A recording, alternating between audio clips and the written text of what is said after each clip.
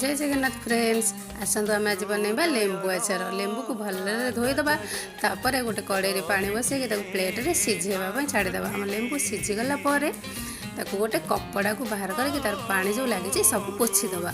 तापर छोट छोट पीस करके काटिदे। वीडियोटी को प्रथम शेष जाए देखिए। आज मो चैनल को सब्सक्राइब करना चैनल को सब्सक्राइब करदे।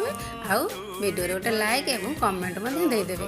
एवं गोटे कड़े बसैक से सोरिष धला सोरिष जीरा पानमधुरी मेथी धनिया जुआणी आउ कला जीरा पकईकी शुखला लंगा पकईकी भलरे भाजीदे। देखते आम सब भाजी गला। एवं मिक्सर जार नहीं कि गुंड करके आने बाहरी।